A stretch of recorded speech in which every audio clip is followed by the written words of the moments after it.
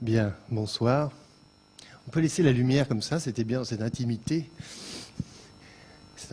urbaine.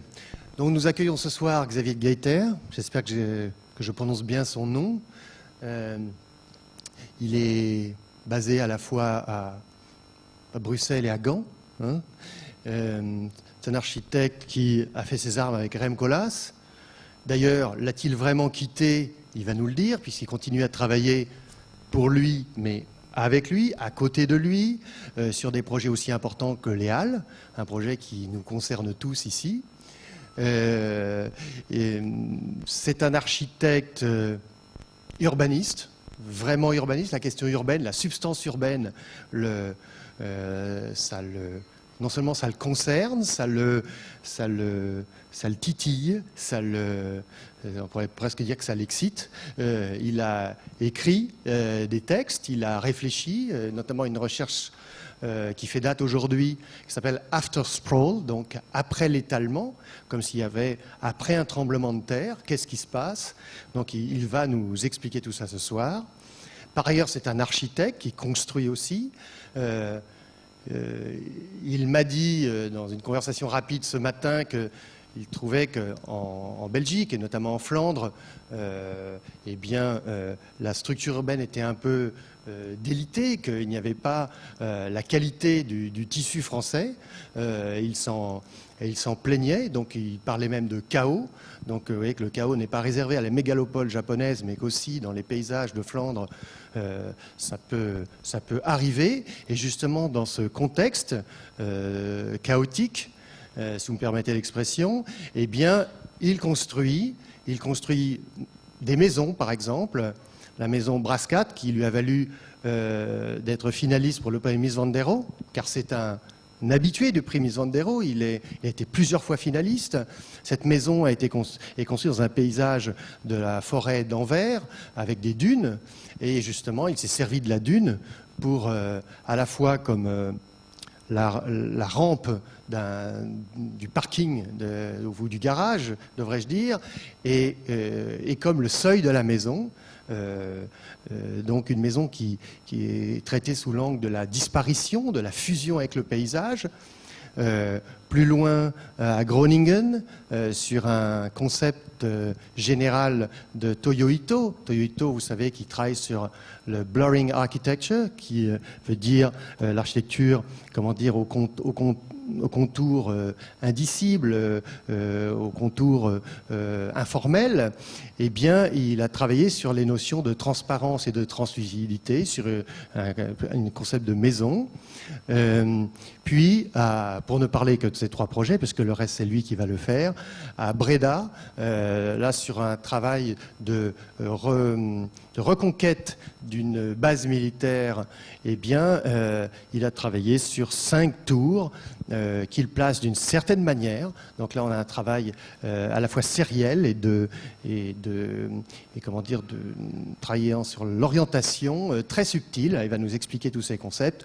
Et je voudrais terminer sur un projet qui me semble très important, on a hâte de le voir, qui est un musée, le musée Mas, qui est à Anvers, qui est là un travail très radical, un travail alternant des bandes à la fois d'entreposage et des bandes d'exposition. On pourrait presque parler d'un code-barre muséal. Voilà, donc je laisse parole maintenant à Xavier Geiter.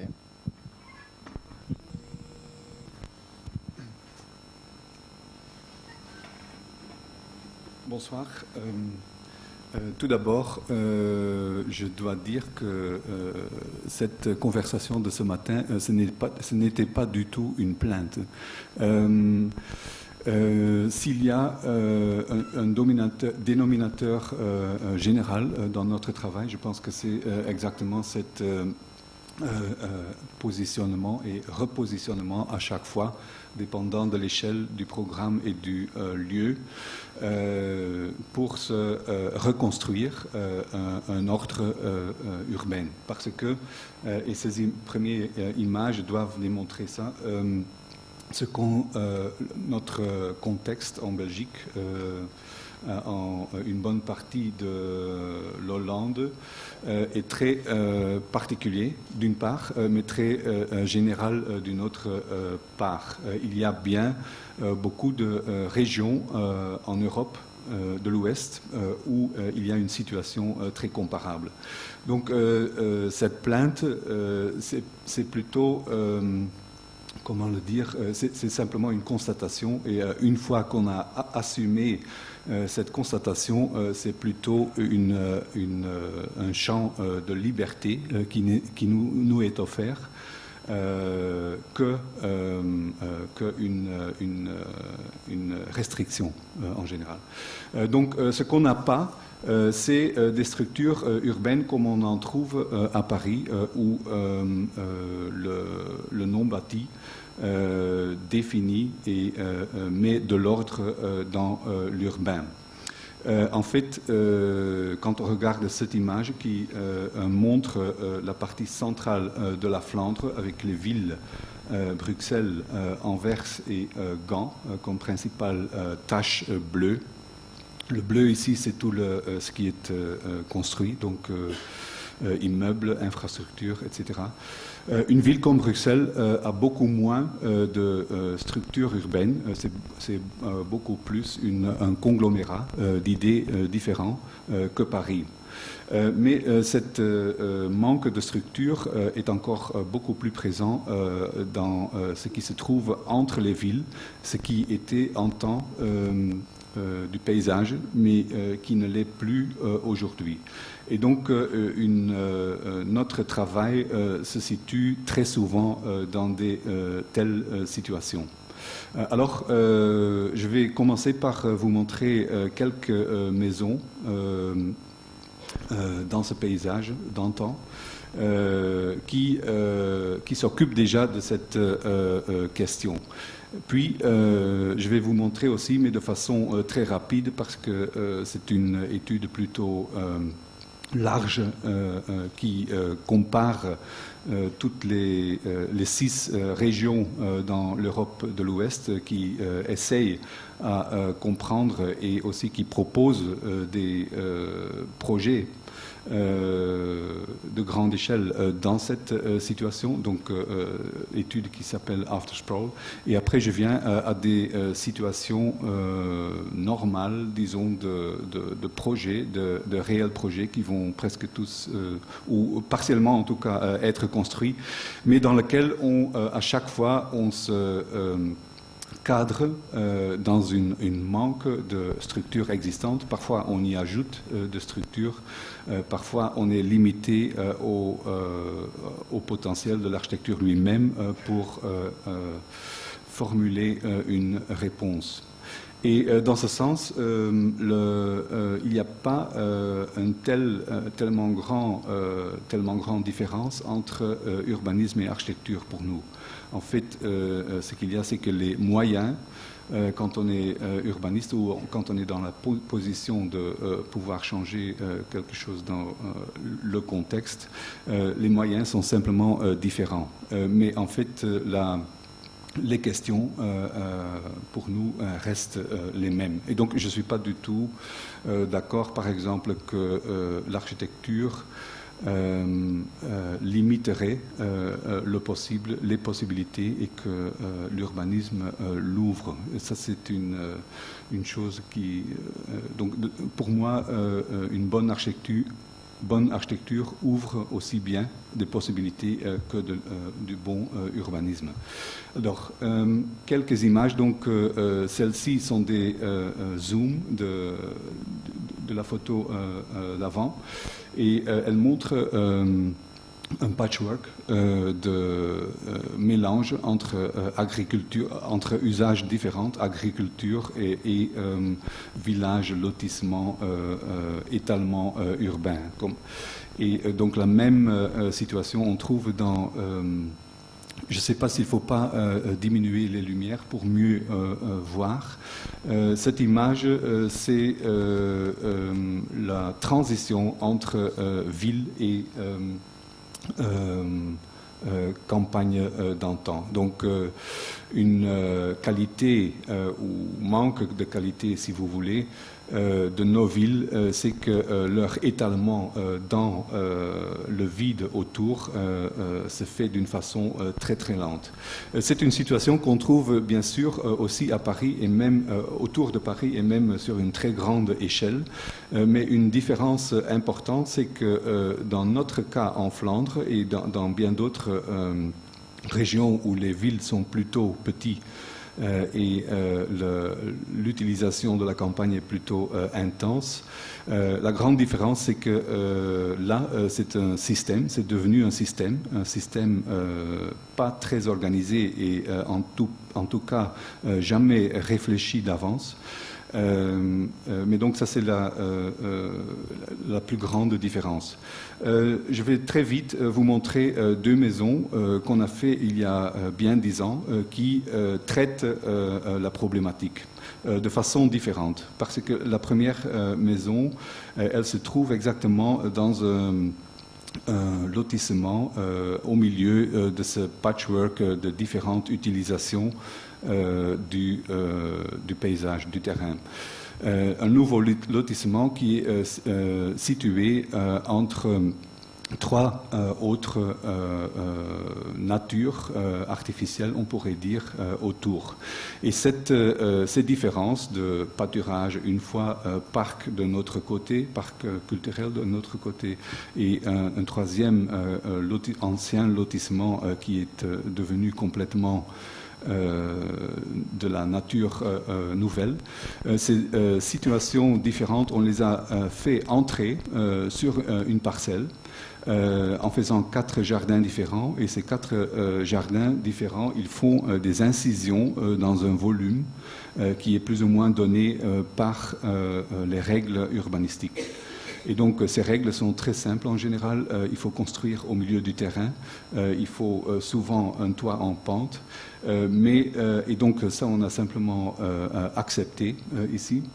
Et on a fait entrer les différents contextes dans ce volume bâti.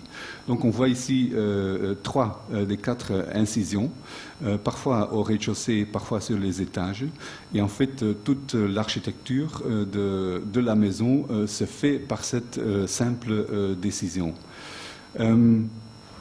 Quelques images. Donc, il y a un carport, par exemple, avec une entrée à la maison qui est dirigée vers le nouveau lotissement. Et là, c'est une mauvaise photo, mais vous pouvez voir quand même que toutes les autres maisons, ils prennent comme référence un paysage qui existait en temps, et donc souvent le style des maisons autour, c'est un style de l'agriculture qui existait avant mais qui n'existe plus aujourd'hui.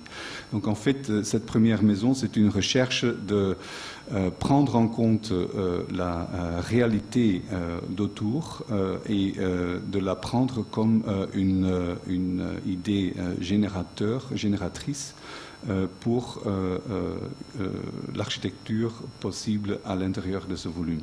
Donc un autre, c'est simplement un découpage d'un balcon, une terrasse protégée contre le soleil, avec plusieurs matériaux. Et donc, vous le voyez là. Un troisième, on ne le voit pas bien sur les images, mais c'est sur le côté nord-est de la maison. Il y a découpé un patio ici avec un atelier d'artiste en 2 étages, et dont cet matériau que vous voyez ici en polycarbonate. Donc c'est une troisième incision dans la maison. Je reviens. Et finalement, sur cette image, on voit toutes ces 4 incisions ensemble sur une seule image, et c'est là où ils font collision que le moment le plus intéressant de la maison se fait. Donc on a ici une terrasse protégée.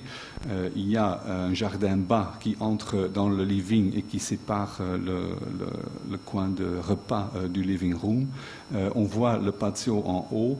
On voit aussi la porte d'entrée ici qui est en fait dans l'angle du carport. Et il y a toute une série de baies vitrées qui peuvent être positionnées dans des situations très diverses qui font donc de ce lieu un lieu très fluide et changeable. On a fait ça d'une autre façon dans la maison de Braschaat. Là, c'est plutôt un paysage presque culturel, dans le sens qu'il y avait un paysage original de sable avec des dunes. Qui après a été planté d'arbres, de pins qui devaient servir dans l'industrie des mines qui se trouve pas très loin. Mais donc ce forêt de pins est resté. Et dans la situation donnée, on a simplement utiliser ou interpréter ces éléments d'une façon à faire une maison très intime, parce que ça c'était la question principale du client, dans un endroit très riche et plutôt étalant la richesse. On a fait l'inverse, donc la dune se trouve entre la parcelle et la rue, et elle est restée là où elle est. Elle est plantée de pins, et l'endroit constructible sur le site a été, dans ce cas, complètement utilisé par une maison qui s'étale sur un seul niveau, le rez-de-chaussée, et qui est donc une maison de patio qui est partiellement se trouve à l'intérieur de cette dune, qui est découpée dans la dune et partiellement en sort. Ce qui fait que l'accès à la maison se fait en grimpant la dune, en arrivant sur le toit. Et sur le toit, il y a seulement 2 volumes construits, dont l'un c'est un volume translucide de garage, donc 2 voitures, et un élément, un triangle d'entrée, rampe d'entrée. Donc ça c'est la vue depuis la rue, on voit presque pas la maison. Par contre, la voiture est tout à fait, ou les voitures sont plutôt étalées, parce que il n'est pas possible de vivre de tels lotissements sans la voiture. La maison, donc ça c'est une image de l'autre côté, côté jardin. C'est le plan du rez-de-chaussée, c'est une transition un plan tout à fait fermé vers la dune et complètement ouvert, donc avec des baies vitrées sur le jardin. Et donc c'est construit en couches différentes, avec l'entrée principale au milieu de la maison, ici, avec 3 patios, 1, 2 et 3. Patio principal ici, toute la maison s'organise en fait autour de cette patio principale. Et il y a un appartement séparé pour les enfants qui se trouve entre ces 2 patios secondaires. Quelques vues, quelques coupes. Ça c'est la vue qu'on a quand on est descendu la rampe principale, donc quand on arrive au milieu de la maison, avec vue donc sur le patio central et à travers vue sur le jardin derrière. Là aussi, il y a cette situation ambiguë. Par exemple, autour d'une cheminée qui se trouve ici, on peut glisser des énormes baies vitrées.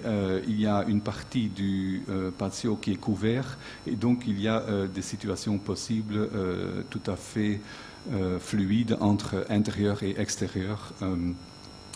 Et donc, voilà une image du toit. Donc, en fait, le toit est un élément principal ici. C'est la 5e façade, mais en fait, c'est la première façade. Et Donc cette toiture a été réfléchie de façon constructive, comment expliquer ça,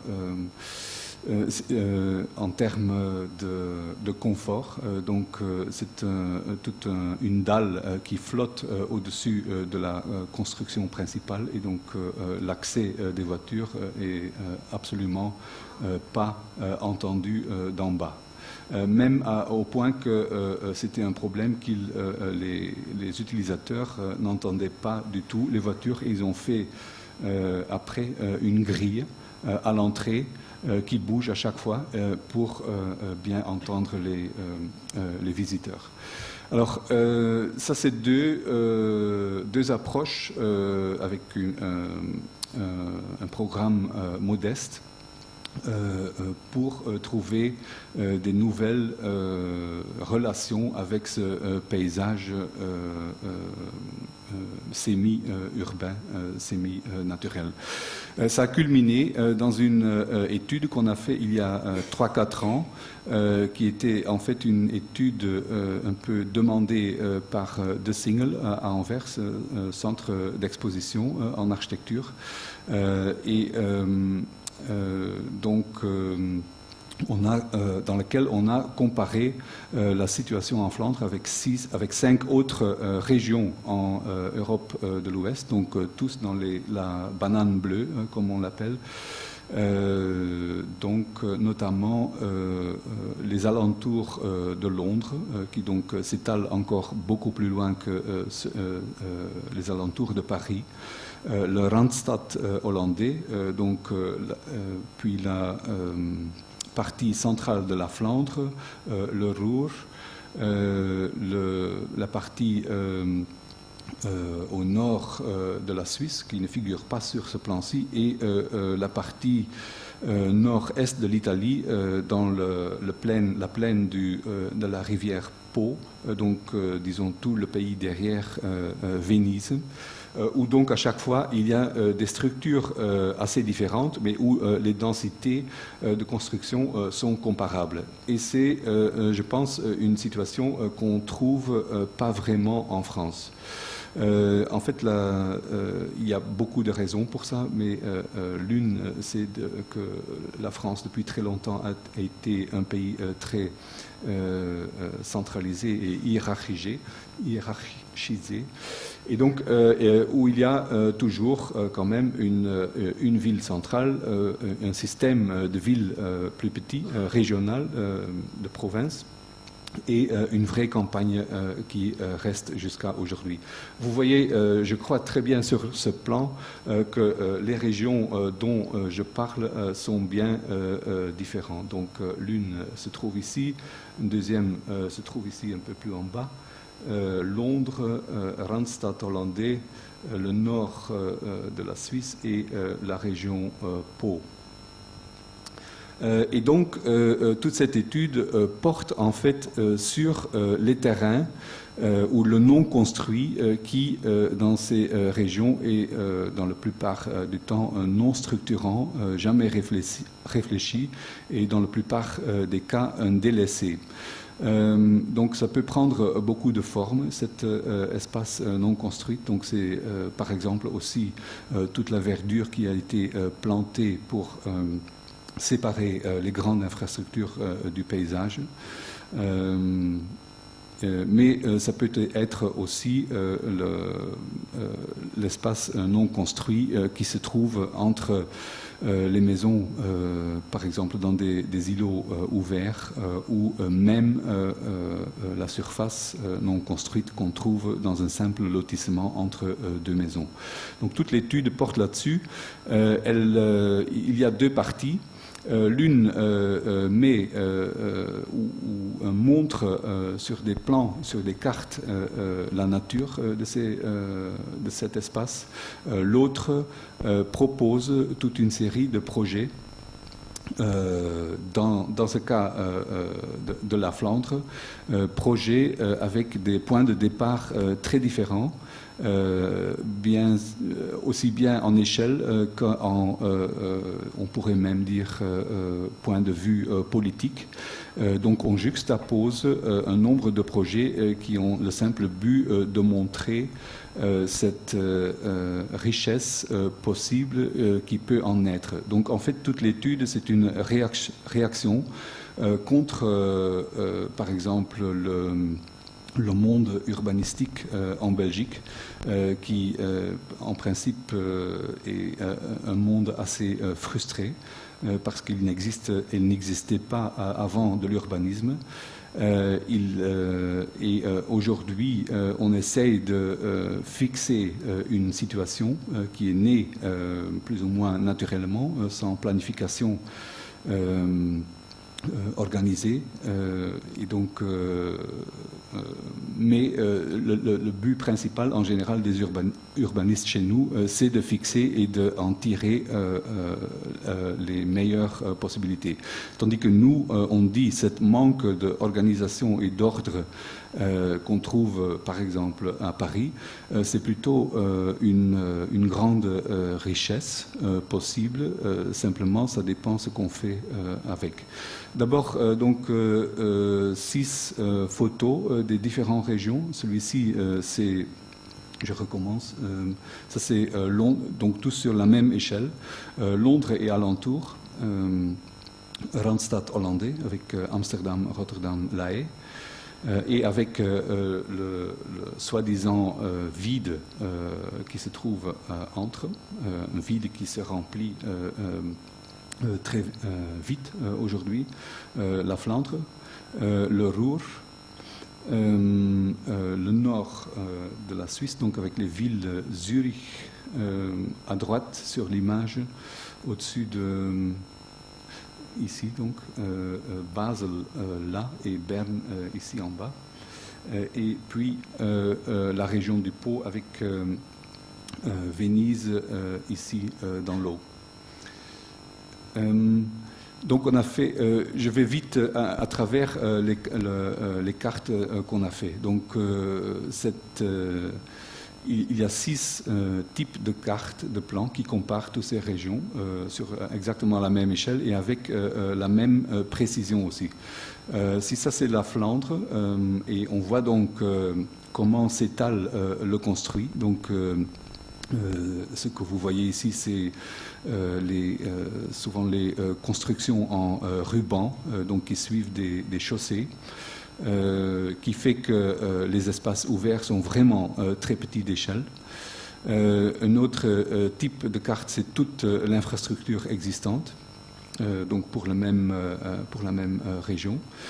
Puis il y a le non construit en noir ici, qui se divise en pays d'agriculture, donc utilisation agriculturelle, nature, donc tout ce qui reste quand on a éliminé, construit infrastructure et agriculture.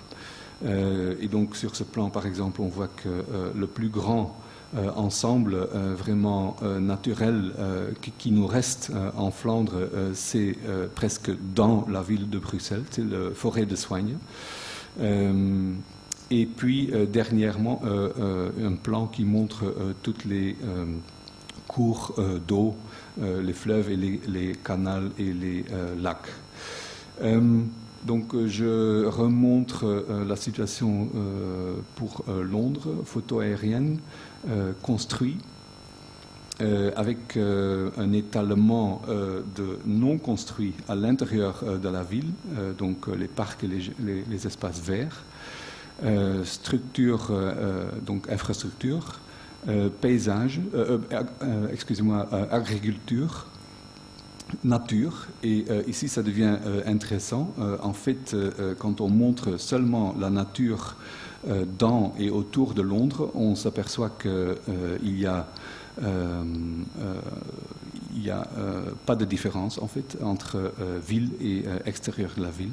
Donc les réserves naturelles qu'on trouve en dehors de la ville ont plus ou moins la même échelle et la même densité que ce qu'on trouve dans Londres. Donc je reviens, ça c'est construit, ça c'est agriculture, ça c'est nature, donc exactement pour le même endroit et sur la même échelle, et non construit.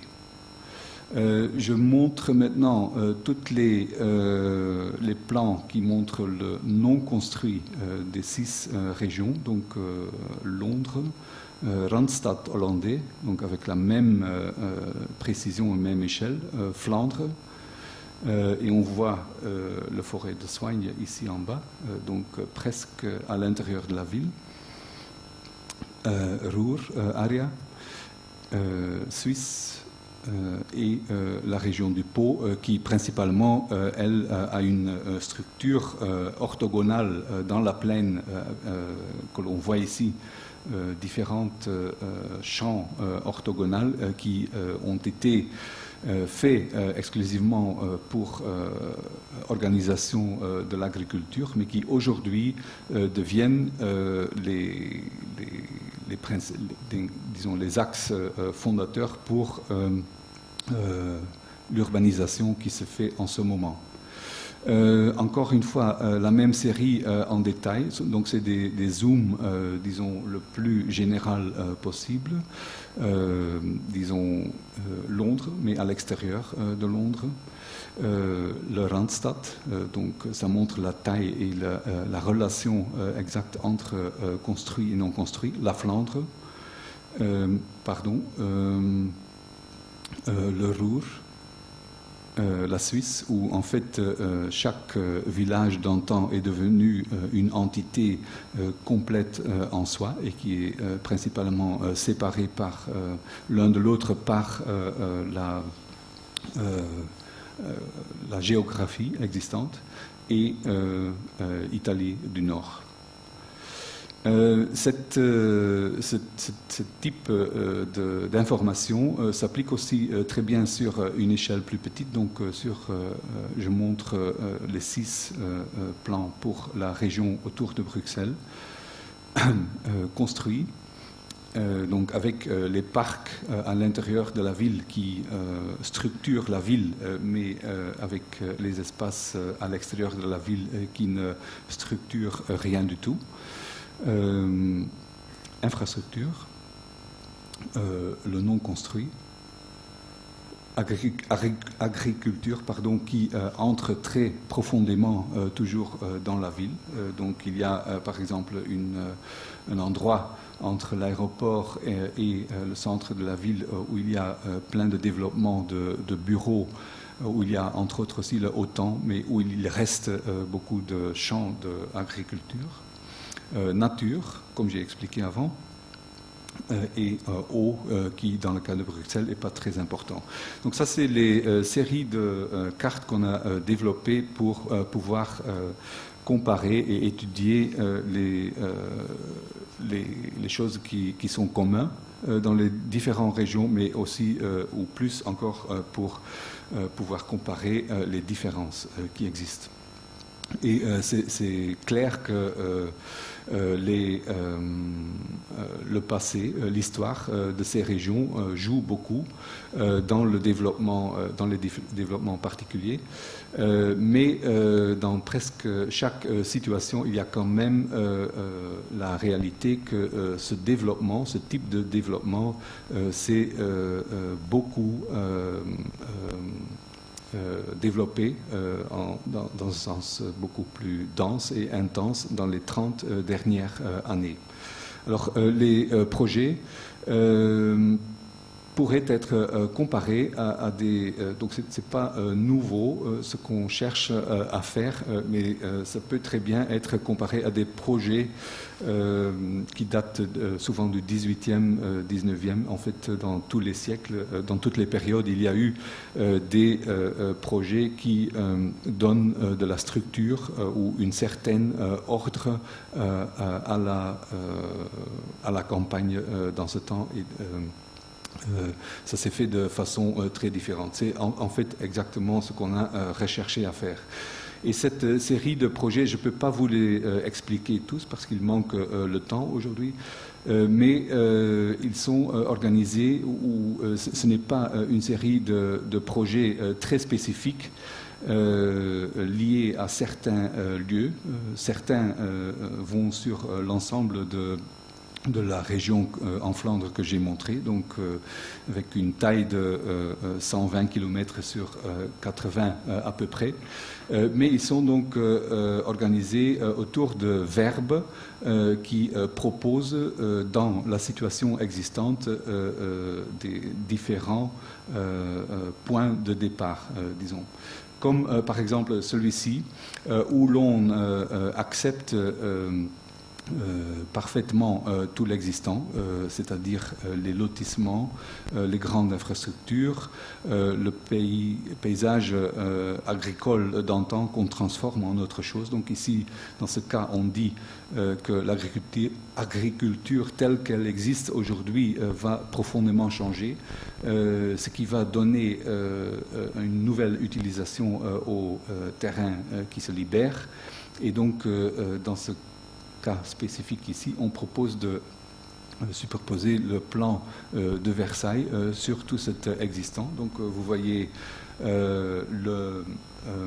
les lotissements entre les axes ici. Donc vous les voyez ici, l'échelle des petites maisons. Vous voyez aussi les grandes infrastructures qui traversent, chemin de fer par exemple, autoroute ici.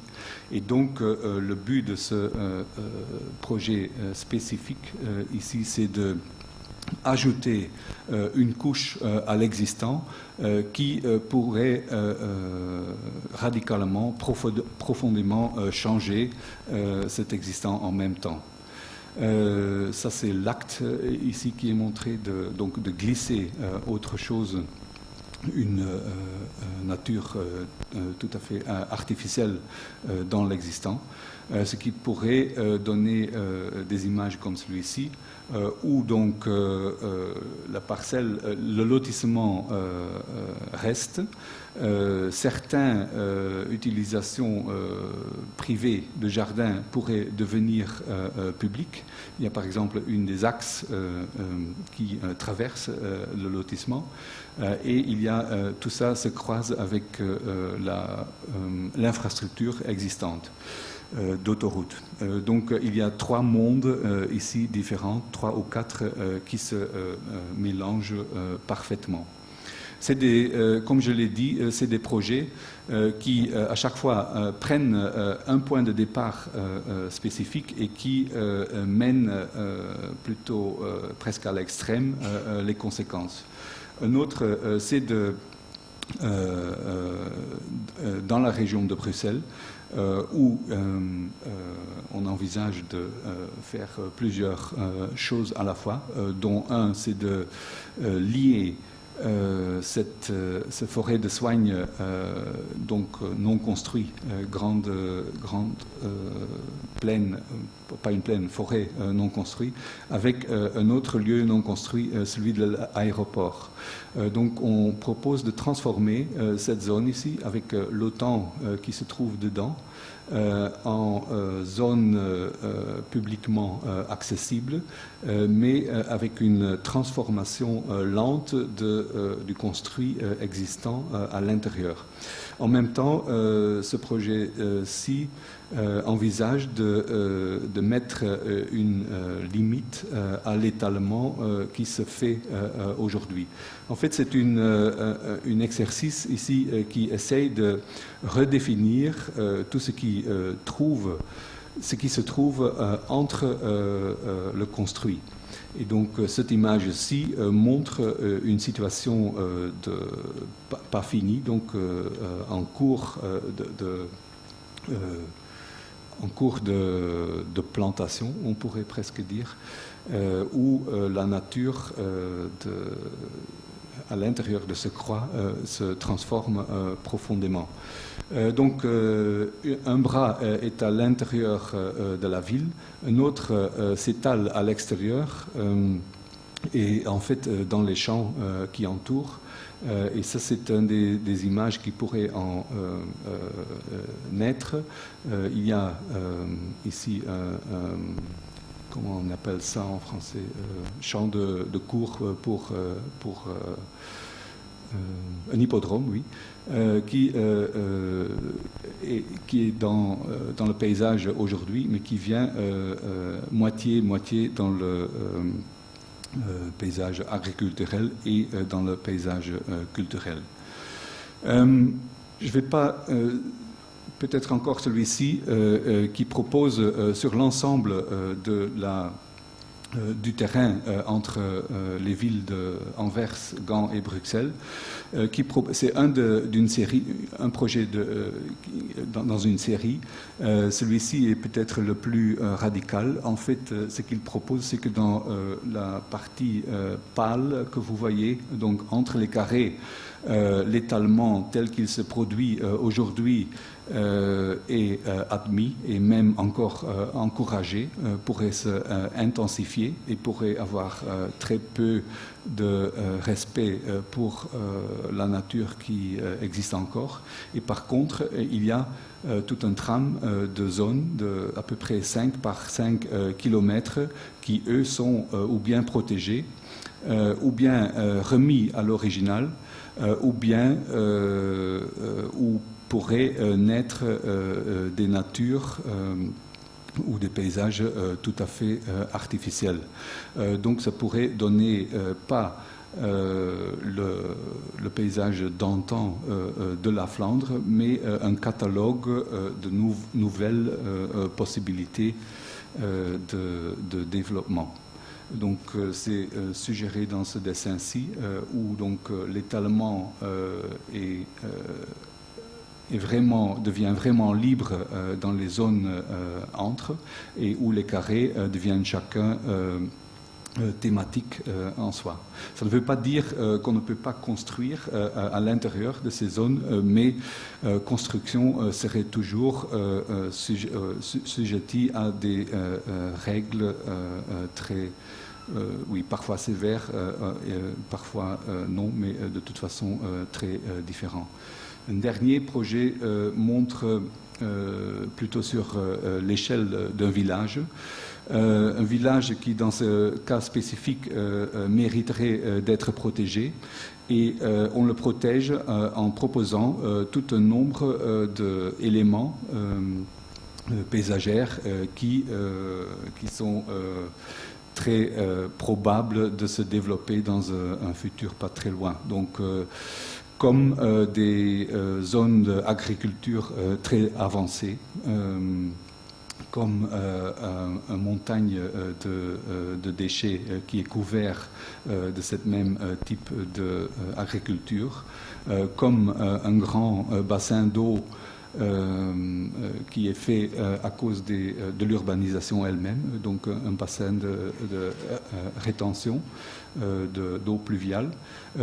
Donc 4 éléments qui viennent s'implanter autour d'un village existant et qui prohibitent que l'étalement là aussi se fasse. Voilà, ça c'est très brièvement de quoi s'agit cette étude. Après, on a appliqué ces principes, ou quelques-uns de ces principes, dans une étude à Bruxelles, donc un peu en dehors du centre, mais où la question était de regarder le contexte autour d'une nouvelle gare TGV qui devrait s'implanter au nord de la ville. Donc le centre de la ville se trouve ici et donc qui se trouve dans une zone industrielle, semi-industrielle qui longe un canal. Et donc on a tout de suite... La question était exactement de voir comment pourrait se développer cette zone, cette bande semi-industrielle, semi-ferroviaire en ville, ou comment ça pourrait se faire. Donc en sachant que le point de la gare se trouve exactement ici.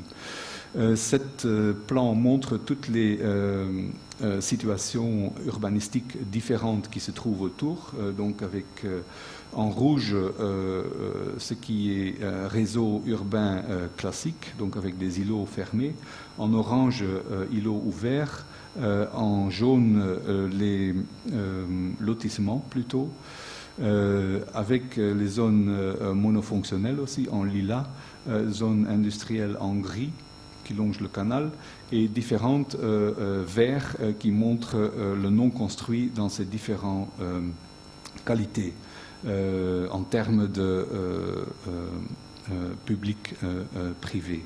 Donc, comme on le voit, la zone s'étale entre l'ancien centre-ville et le ring, la périphérique qui va autour de Bruxelles.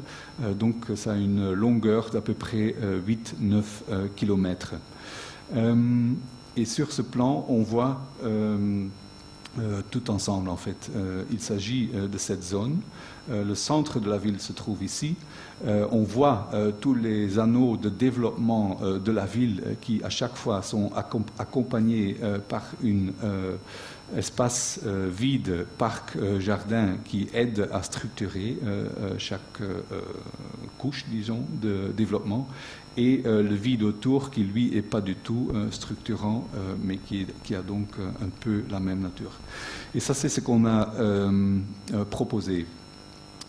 Toute la zone qui longe le canal est transformée en zone verte.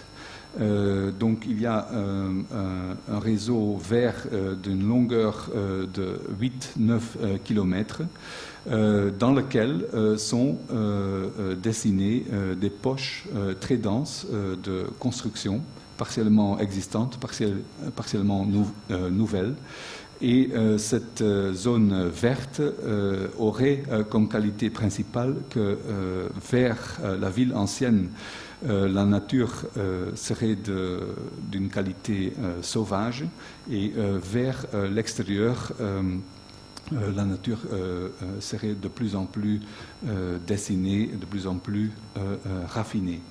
Donc, pour les zones construites, il y aurait un nombre très limité de règles, sauf que la séparation entre vide et plein devrait être très aiguë, et qu'à l'intérieur des îlots, on cherche à chaque fois à avoir un maximum de densité avec des espaces publics plutôt limités, parce que les espaces publics se trouvent dans la zone verte principalement. Donc toute la zone est longée par des chemins de fer de l'autre côté, donc de ce côté-ci, et le canal de l'autre côté. Mais chaque poche proposée a un lien important avec le tissu de la ville qui se trouve autour. Juste quelques images. Ça ne nous empêche pas de proposer une énorme quantité de construits, notamment en face de la nouvelle gare TGV, donc ici. La nouvelle gare et d'autres infrastructures géantes se trouvent principalement en dessous du parc. Ils ne sont pas souterrains, mais ils sont intégrés dans une surface ondulante du parc. Et on en voit quelques autres images ici. Il y a entre autres un stade de football qui est principalement couvert de nouveaux jardins. Ici, c'est plutôt côté ancienne ville, où c'est plutôt sauvage. Ici, il y a une image de détail qui montre le parc royal, qui lui est en pente, avec le palais royal qui regarde au-dessus de la ville. Et juste, donc il y a une perspective dans ce parc qui donne une vue sur l'ancienne ville. Cette perspective dessine aussi, les bornes, partiellement, les bornes des poches construites. Et dans la perspective, il y a caché le nouveau stade de football. Et la gare TGV se trouve ici. Donc en fait aussi partiellement en dessous du parc. quelques autres images. Donc, à l'extérieur, il y a des îlots en fait qui sont séparés par des chemins de fer qui vont se libérer graduellement dans le temps. Donc, c'est un projet qui durerait au moins 50 ans, je pense. Et ce qu'on propose, c'est des éléments de nature nouvelle qui font le lien entre ces différents îlots. À long terme, les séparations pourraient complètement disparaître. Donc ça, c'est une dernière image de ce projet. Puis, je viens au projet, disons, plutôt des vraies commissions qui sont dans la moitié des cas qui vont être construits. D'autres c'est des concours qui ne se construiront pas. Le premier, c'est assez bien connu, c'est le projet à Breda, donc qui est un plan urbain de OMA, qui en fait a deux ambitions principales. L'un, c'est de faire de cette... Donc ça, c'est le plan de l'intérieur de la ville de Breda, une toute petite ville, en temps militaire, dont ces trois poches naturelles, ou oui, vides plutôt, à l'intérieur des murs de la ville. Donc les deux ambitions du plan sont d'une part de faire une densité de logements qui est égale à celle à l'intérieur du réseau classique de la ville, et d'autre part faire un parc ou laisser un parc public pour la ville avec des surfaces importantes de vide. Donc le plan, pour aller très vite, se compose d'un plan vert sur lequel sont étalés un nombre d'immeubles de typologie très différentes, à chaque fois logements, donc avec des logements de typologie différentes, mais aussi les immeubles eux-mêmes ont des typologies très différentes. En même temps, il s'agissait de donner une place à des constructions qui ont été faites dans les années 70, qui ont été mis là, donc à la frange de l'ancienne ville, mais des programmes trop grands pour être insérés dans l'ancienne ville. Donc il s'agit dans le plan urbain aussi de redonner une place à ces grands ensembles, dont un est le théâtre de Hermann Herzberger, qui date des années 80, que vous connaissez peut-être. Donc la structure du plan pourrait sembler plutôt chaotique, mais en fait le principe c'est que le parc va faire l'unité, et cette unité donnée permet une assez grande liberté des différents immeubles et de leur implantation. Donc il y a une chose, c'est les vues. Depuis l'ancienne ville vers l'extérieur et à travers le nouveau plan. Il était nécessaire que, puisque ça devient un parc public, que le parc est bien visible des différentes rues de la ville, de l'intérieur de la ville. Il y a évidemment aussi, puisque c'est un parc, une nouvelle infrastructure très minimale. En fait, on n'ajoute qu'un seul chemin, rue, qui dessert toutes les constructions nouvelles. Donc il n'y a pas ou presque pas de voitures dans le parc. Chaque immeuble a son propre parking. Puis, il n'y a pas l'ensemble de l'espace parc qui est totalement public. Il y a bien des endroits semi-publics ou même privés, dans le sens que ça peut être des jardins qui sont fermés la nuit, comme par exemple à l'intérieur de cet îlot-ci. Donc, dans ce plan, qui donc, comme je l'ai dit, est fait par OMA et qui est puis construit par plusieurs architectes, dont OMA Mem et Hans Koloff. Donc sur la photo ici, on voit l'immeuble fait par Oma et l'immeuble de Koloff qui va venir ici, qui n'est pas encore construit aujourd'hui. Mais donc il s'agit, nous avons fait nous-mêmes cet ensemble qui est composé de un jardin intérieur qui lui qui est baissé par rapport au rez-de-chaussée, qui est entouré d'un ring de parking, donc lui aussi moitié enterré. En fait, le parking, il devient presque un élément, une partie de la topographie du terrain. Quand on est dans le parc, on regarde au-dessus et on regarde en même temps dedans.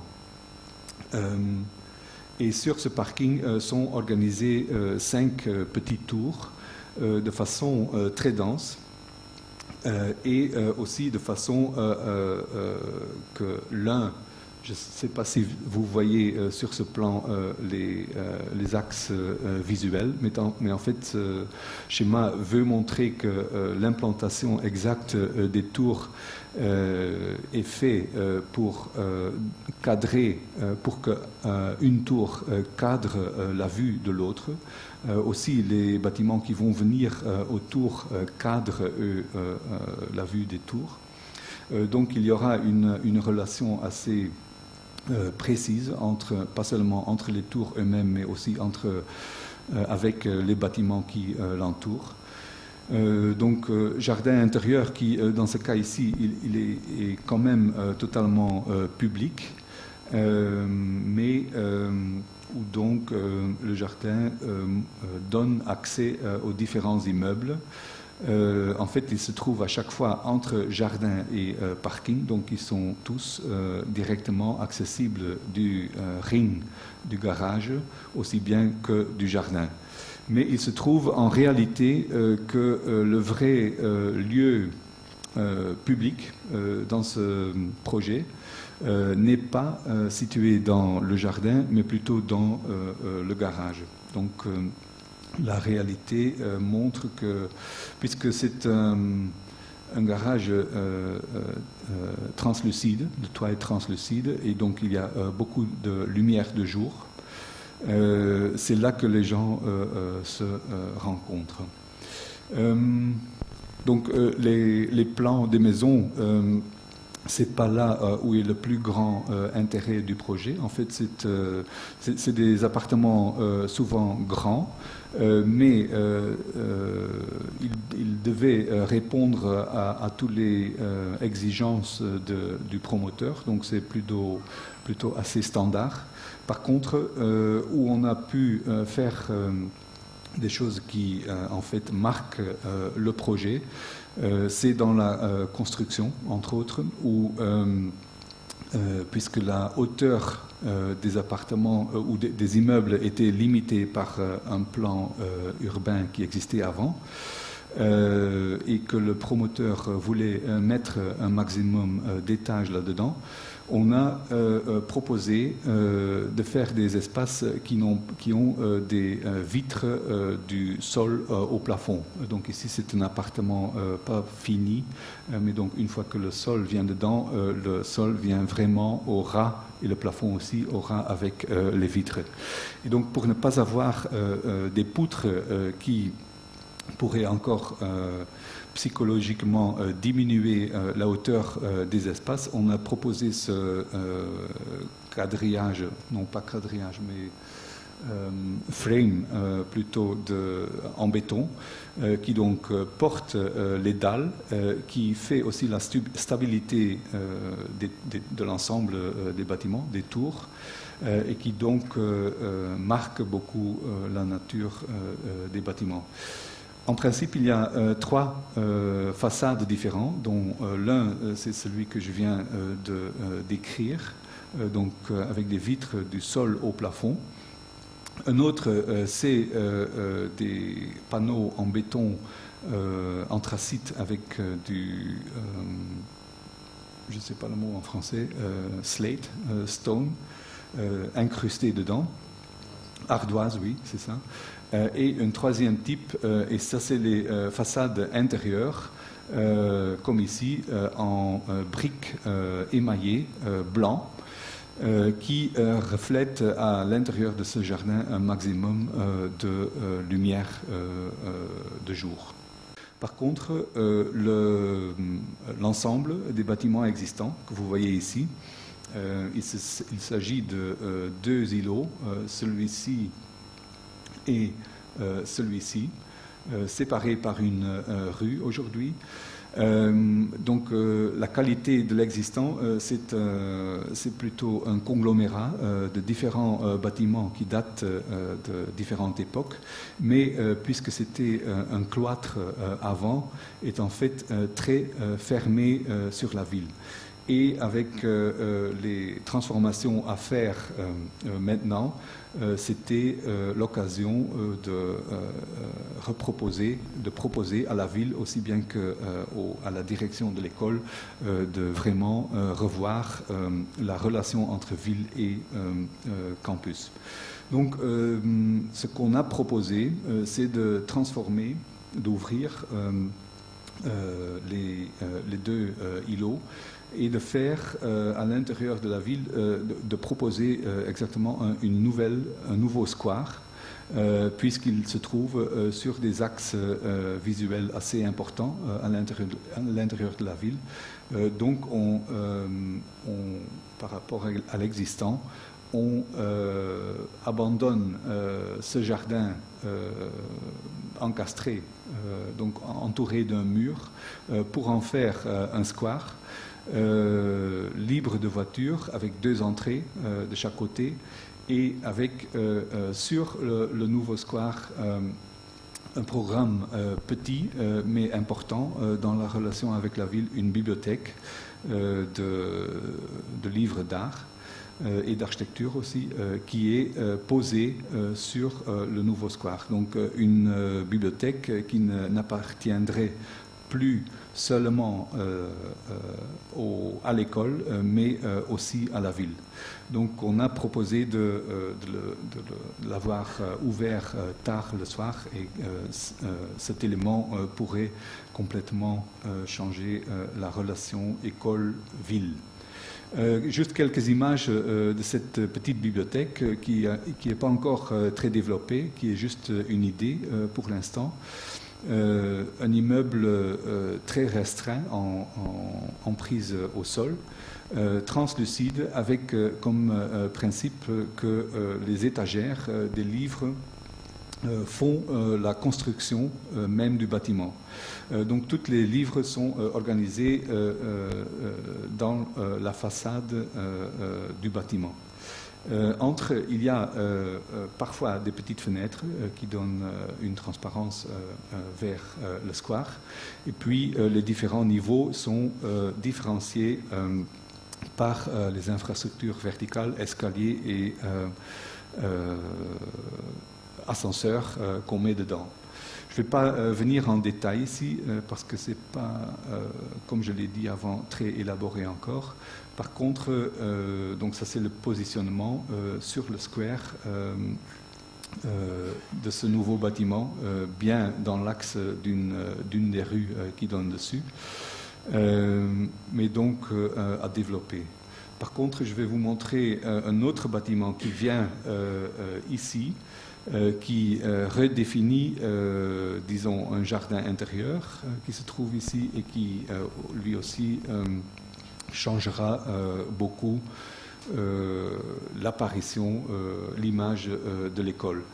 C'est un immeuble d'atelier, atelier d'artistes, donc avec principalement trois ateliers superposés l'un de l'autre. Ça c'est un atelier, ça c'est un deuxième, ça c'est un troisième.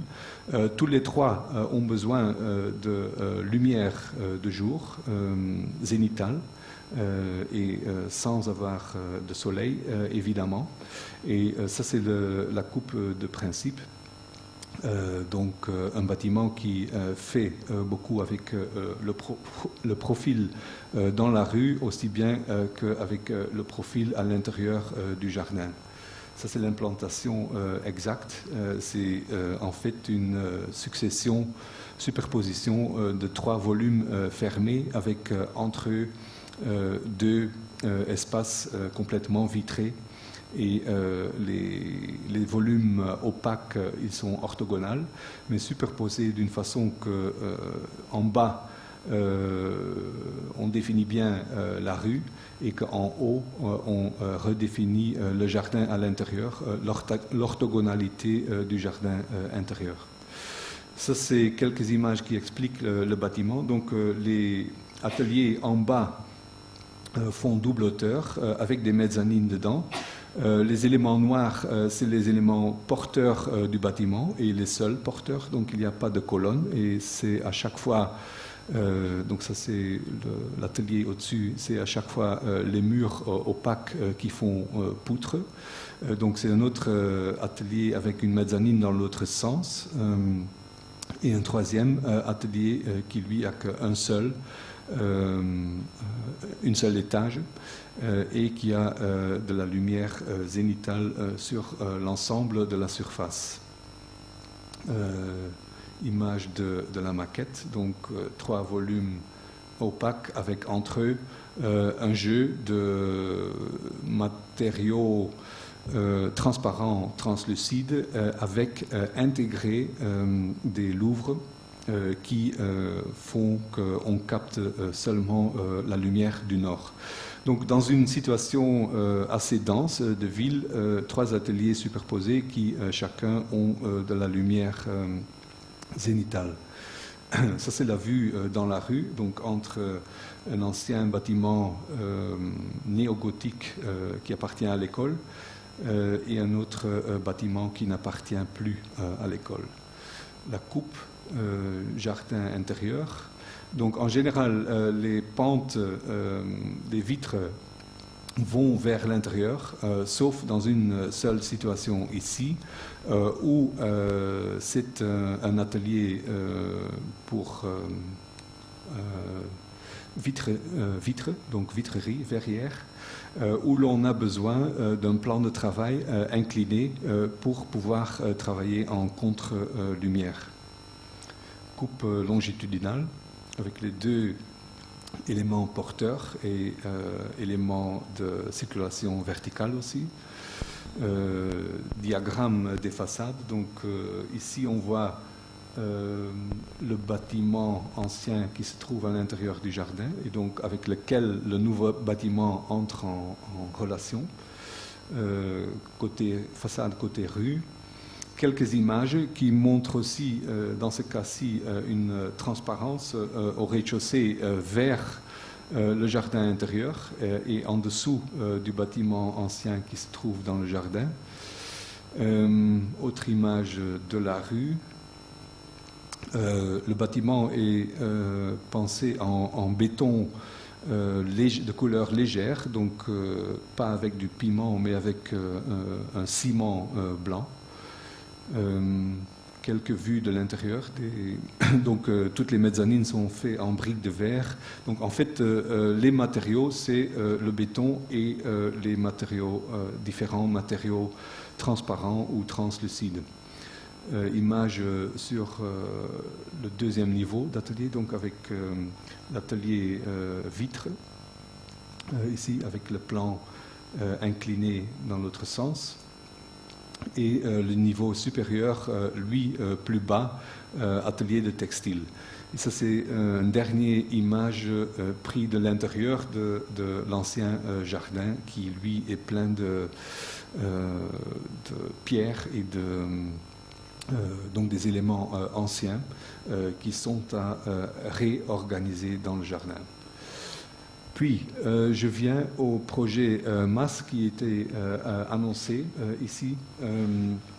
Là, l'enjeu est plus large, je dirais. Donc, il y a un aspect urbanistique très important, mais il y a également l'aspect muséologie plutôt, qu'on a un peu contesté. C'était un concours qu'on n'a pas gagné, mais en fait, c'est plutôt,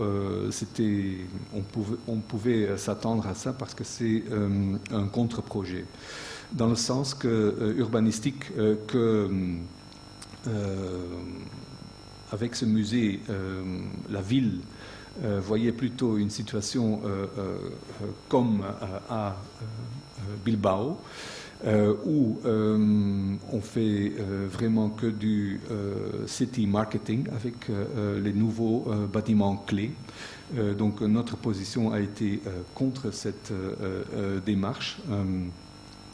En plus, il s'agit de lier l'ancien centre-ville en bas de l'image avec un nouveau quartier qui est le port d'origine d'Anvers, donc avec un dock ici qui date du temps de Napoléon, qui était le premier dock à Anvers, donc un site qui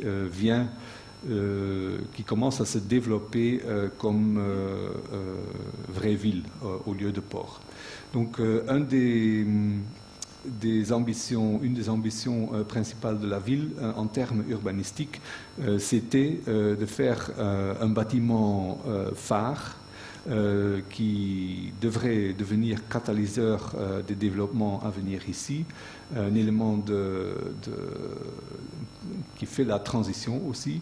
Donc ils envisageaient plutôt un bâtiment haut d'où on peut voir la ville, avec à côté un grand vide, square. Et c'est notamment cet élément qu'on a contesté ici, parce qu'on est dans un paysage urbain très ouvert, avec des énormes plans d'eau, dans lequel un square classique ne peut, à notre avis, rien faire.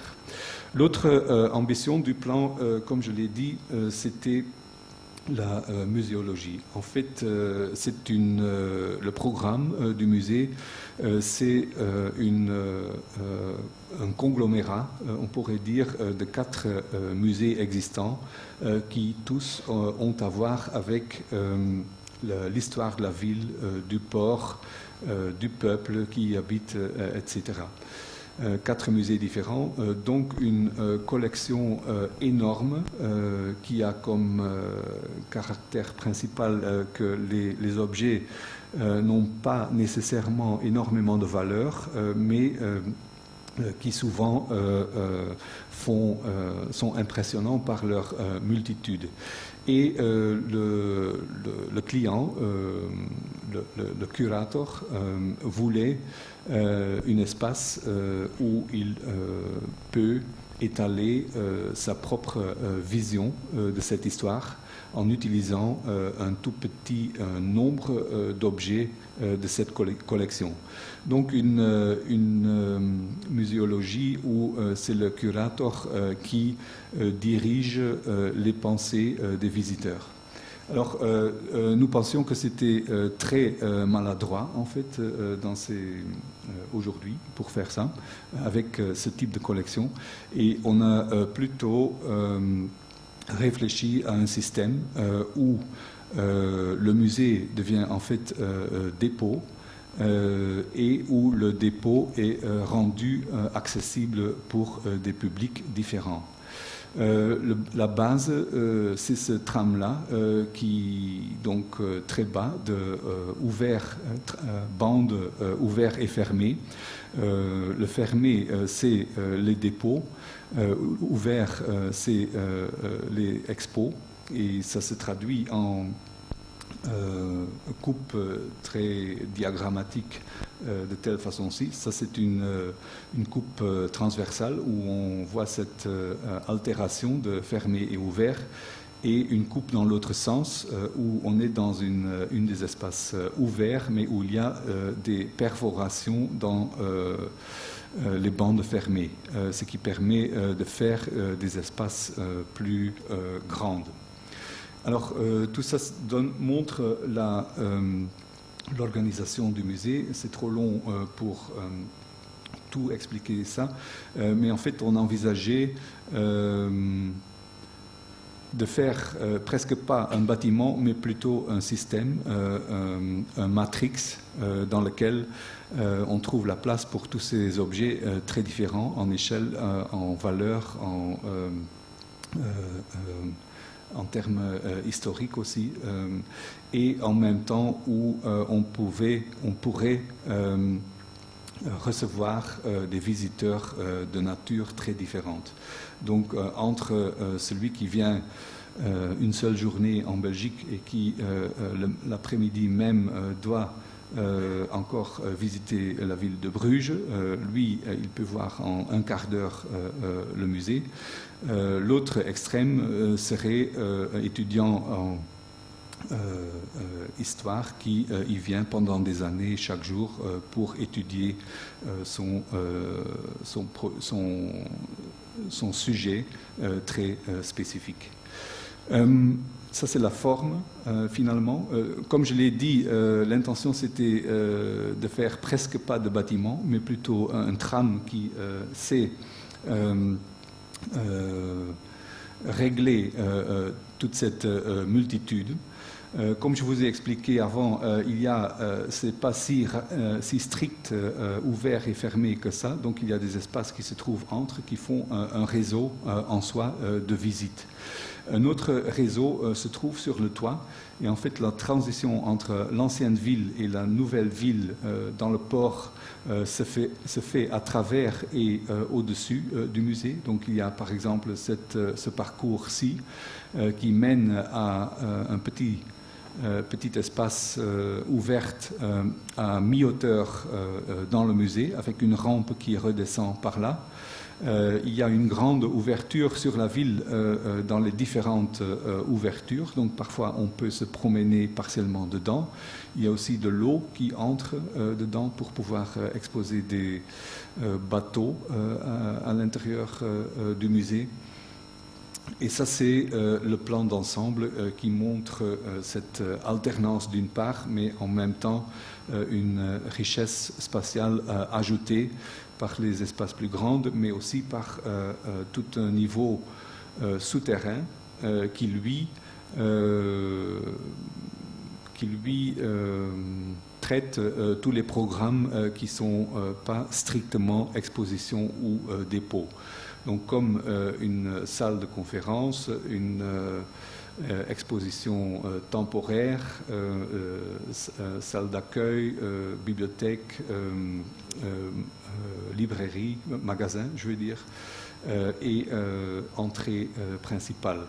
Ce plan qui se trouve en dessous a plusieurs relations avec ce qui se passe au-dessus. Donc il y a des vides, il y a des escaliers, il y a des plans qui montent, ce qui fait finalement une trame très complexe. Donc dans ces images, vous pouvez voir interaction entre sous-sol et rez-de-chaussée, et également le réseau extérieur qui passe au-dessus. Voilà, quelques autres images encore. Enfin, les façades, si on peut appeler ça des façades. En fait, comme je l'ai dit, l'ensemble du bâtiment est assez transparent. On peut y entrer où il y a des grandes vitrines, et là où c'est des volumes opaques, ils sont couverts de vitres réfléchissants qui donc réfléchissent tous les alentours existants.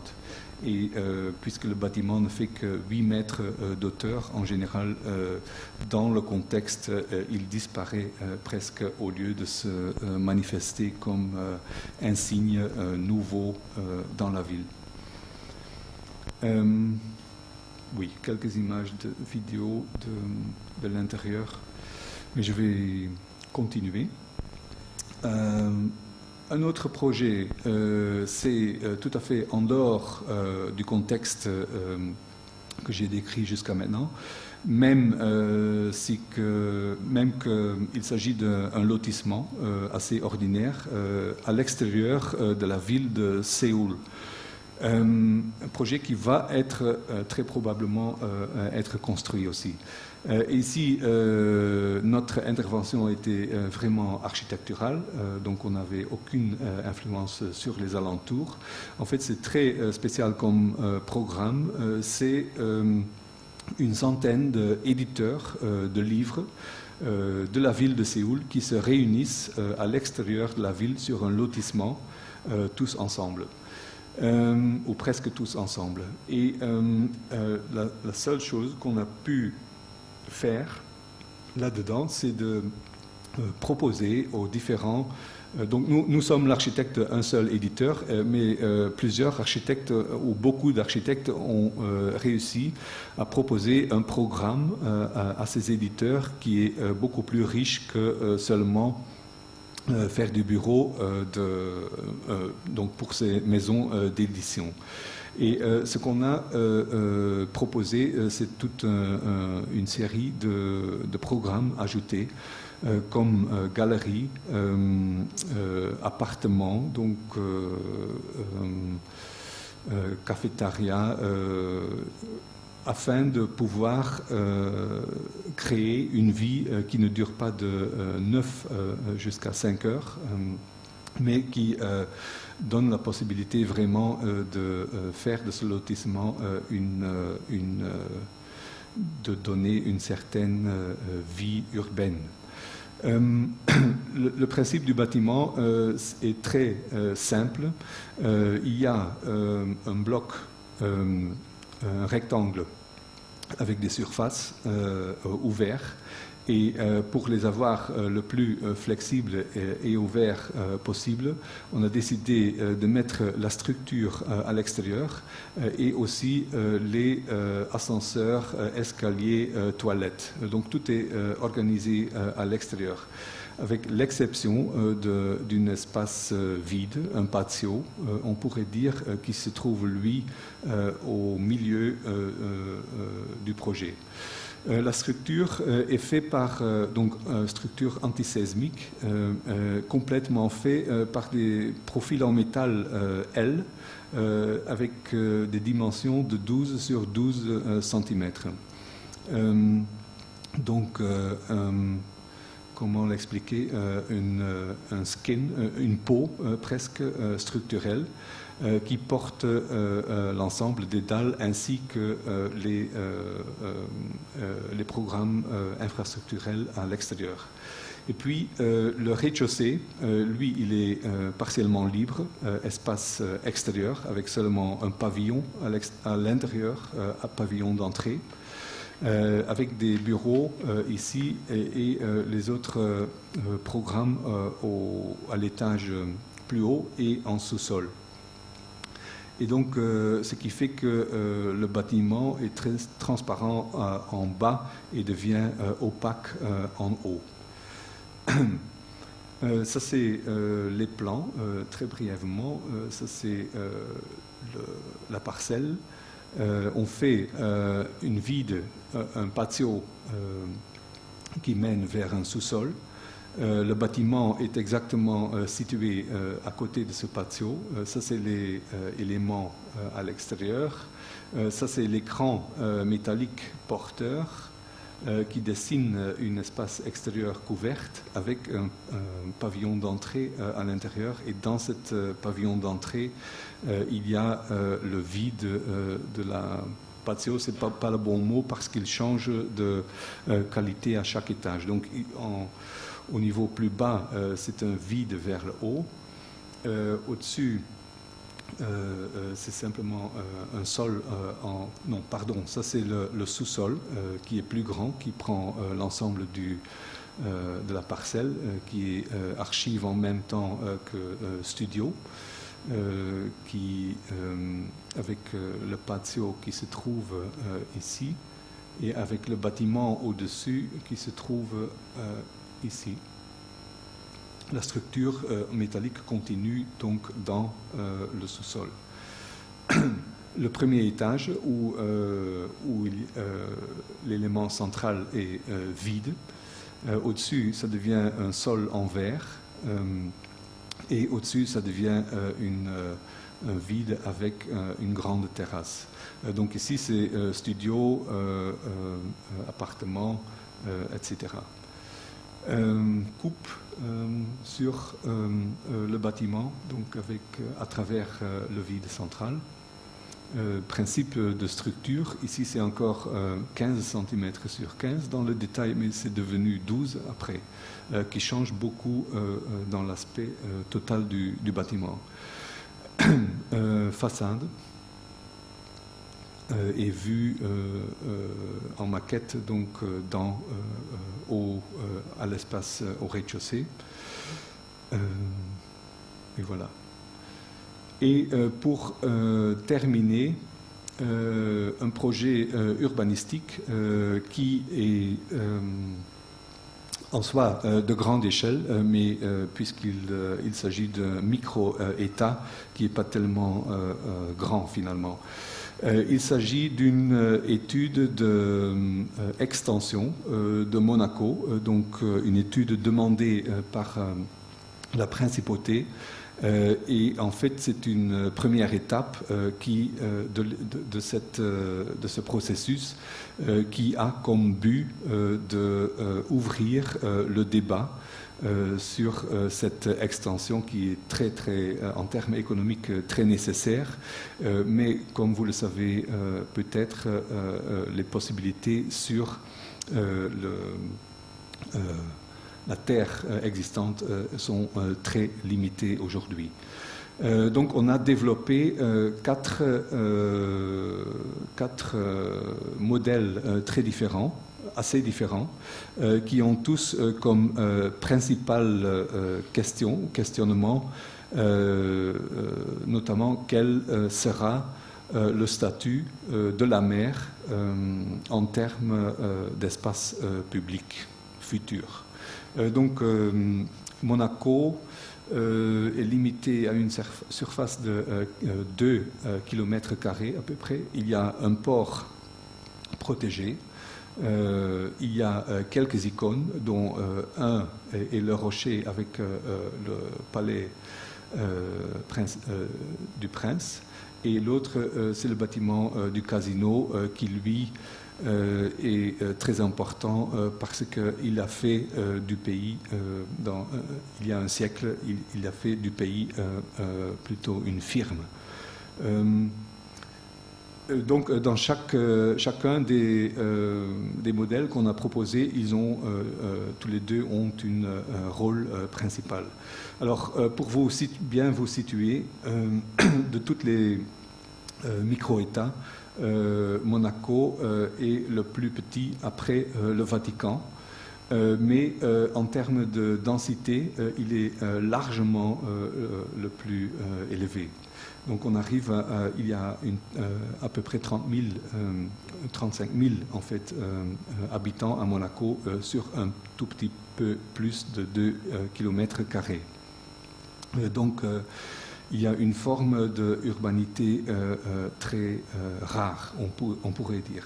Ça, c'est le territoire de Monaco, entouré de la France. Et évidemment, la première question de notre part était, est-ce que ce ne serait pas plus simple d'envisager une meilleure relation avec la France pour agrandir le pays.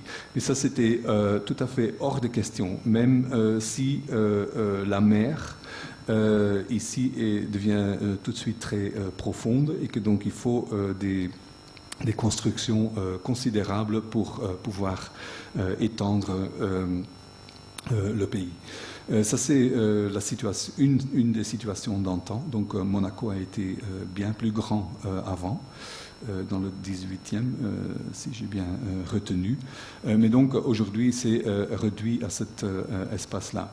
Et en même temps, ils ont déjà une assez grande tradition d'extension gagnée sur la mer. Mais jusqu'à aujourd'hui, c'est à chaque fois des extensions, je ne sais pas comment vous appelez ça, donc en mettant simplement des pierres dans la mer. Mais comme je vous ai dit, ce n'est plus possible aujourd'hui parce que la mer est trop profonde. Donc une des dernières extensions, c'était dans les années 70, Fontvieille, où on l'a construit un tout nouveau quartier. Mais déjà là, il fallait des années d'entassement pour pouvoir construire dessus. Ça montre toutes les choses ajoutées, dont la dernière est en fait la digue flottante qui a été installée il y a 2 ans, qui est complètement en béton préfabriqué. En fait, c'est une digue flottante qui a été construite au sud de l'Espagne et qui a été transportée par la mer et qui a été fixée sur leurs rochers avec une charnière 3-dimensionnelle.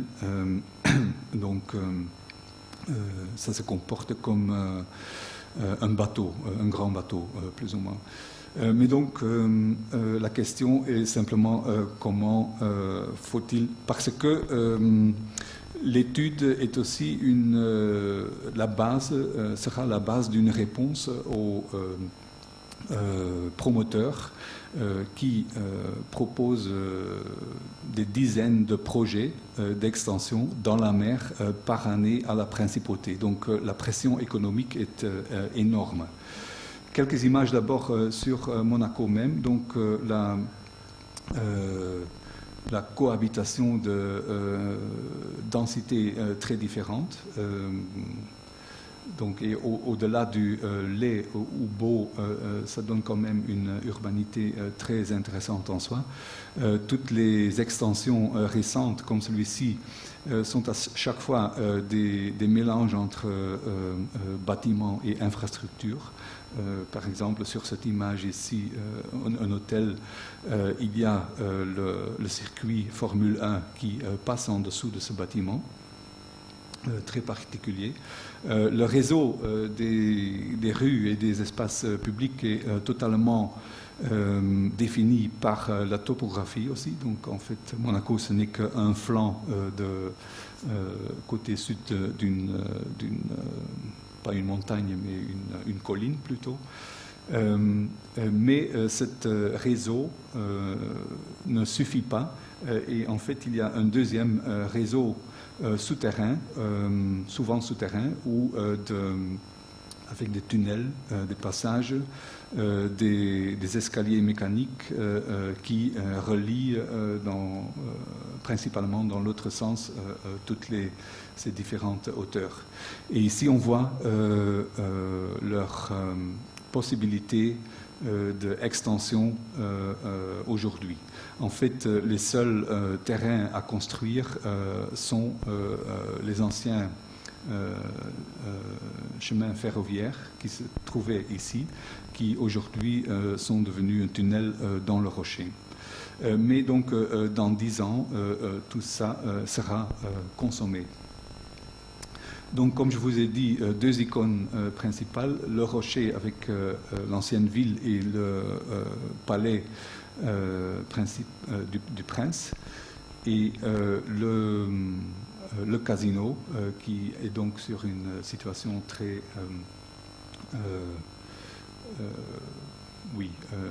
définie. Oui, je connais encore pas le bon mot français. Et donc ici, une vue du port.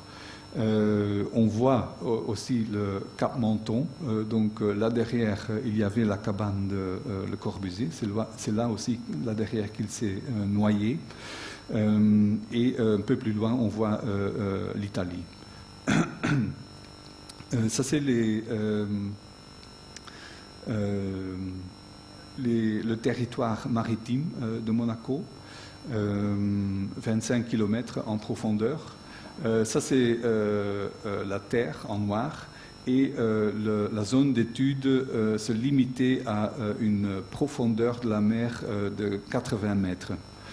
Et donc, avec comme point de départ que toute construction serait de la construction offshore, c'est-à-dire des piliers qui sont construits sur le fond de mer avec des dalles au-dessus et avec des bâtiments au-dessus. Donc, comme je vous ai dit, ce ne sont pas des vrais plans urbains, c'est plutôt 4 formes de définition de la mer qui se trouvent devant. Le premier projet, on pourrait dire, ou première proposition, envisage de faire 2 cas presque comme ils existent déjà dans les alentours, donc d'une échelle comparable à celle du Cap Menton, qui, eux, définissent une baie où il y aurait une assez grande densité de circulation entre les 2 cas et entre l'ancienne ville, on pourrait dire, où le port existant reste, mais donc où les nouveaux urbanismes pourraient être d'une nature très différente de l'existant parce qu'il n'y a plus de topographie. Où je veux dire où la topographie est tout à fait artificielle et horizontale.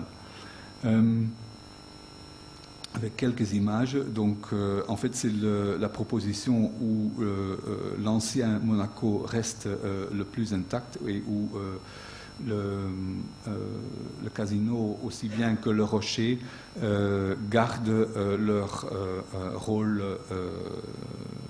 dominant sur l'ensemble. Ça, c'est une image qui montre dans le contexte large, donc des cas qui sont comparables à ce qui existe dans les alentours. Et donc, ça, c'était une première proposition. Un autre est beaucoup plus artificiel, ou a l'air beaucoup plus artificiel. En fait, la mer ici devient un plan d'eau intérieur, entouré de nouveaux formes d'urbanisme, avec encore le casino qui se trouve ici et le rocher comme élément dominant, où l'ancien port est partiellement rempli et où il y a donc une orthogonalité très stricte, où en fait la place centrale de l'ensemble de Monaco est une place fluide, liquide, et où tous les mouvements se font dans ce rectangle. Comparable en fait au Central Park à New York, mais dans une autre forme. Voilà les images qui vont avec, et cette eau intérieure est bien lié à la mer, donc par le fait qu'il est entouré, l'atmosphère devient très tranquille de l'eau, mais en fait c'est de l'eau courant, toujours, qui a toutes les qualités de l'eau de mer. Donc ici on voit dans le contexte que ça a l'air beaucoup plus artificiel, et c'est beaucoup plus... ça, c'est la troisième proposition, où la mer reste principalement mer et où l'on ajoute une île artificielle à Monaco. Et ce n'est pas si irréaliste que ça en termes de circulation, parce que l'ensemble du Monaco existant a un très grand problème de circulation, puisque les accès sont très limités.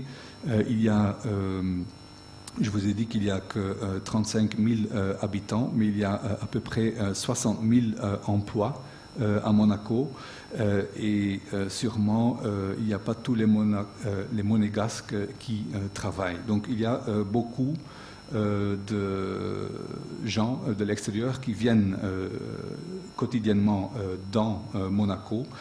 Il y a donc des problèmes de circulation considérables, puisque avec la topographie, les possibilités sont très limitées. Mais il est donc très bien envisageable de faire comme le pays existant, ça pourrait fonctionner presque sans voiture et avec un bon transport public, avec le train qui vient en tunnel à l'intérieur.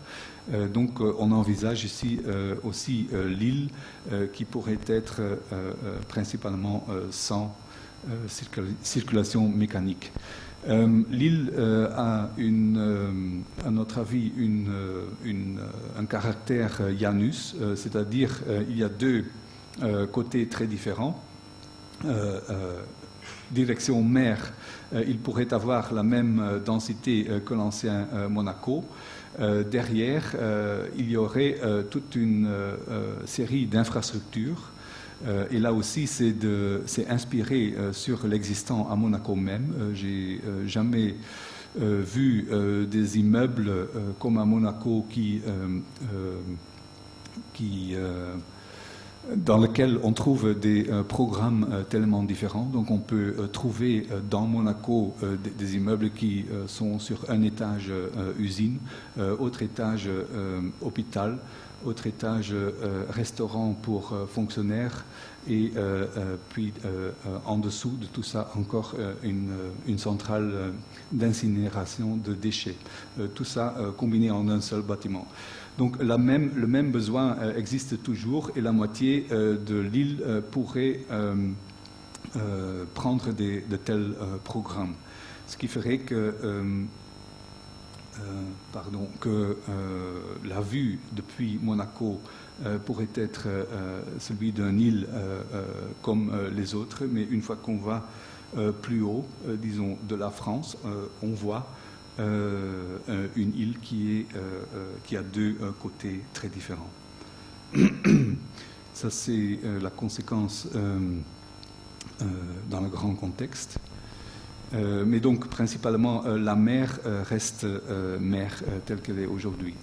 Et le quatrième, qui est pour moi le plus intéressant et qui semble devenir le plus réaliste aussi, puisque après qu'on a proposé ce schéma, on nous a montré un projet réel d'un promoteur qui veut faire une île flottante motorisée dont le principe circulaire, donc dont le principe serait qu'il ne se protège pas contre les orages, ce qui veut dire sur cet endroit qu'il faut rehausser les appartements, les logements d'à peu près 10 mètres au-dessus du niveau de mer, mais par contre qui ne fait pas ça, mais qui bouge et qui, dans un cas d'orage, déménage derrière le Cap Menton pour se protéger. Et donc après l'orage, il revient dans les zones territoriales de Monaco pour les impôts. Donc, un archipelago, on a proposé de tous des éléments très différents, avec une qualité de mer qui devient beaucoup plus petit, dans lequel il y aurait des éléments amovibles, comme je l'ai décrit, mais où d'autres parties pourraient être des zones protégées par des digues en dessous de l'eau aussi, qui protègent donc des parties contre les vagues. D'autres pourraient être vraiment comme des constructions offshore qui s'éloignent de la surface de la mer. Quelques images aussi. Et donc ce modèle ajouterait la chose la plus différente à l'existant et ferait dans l'ensemble disons une unité, pas une unité, mais un ensemble urbain le plus intéressant à mon avis. Et ça, c'est le dernier image. Merci beaucoup.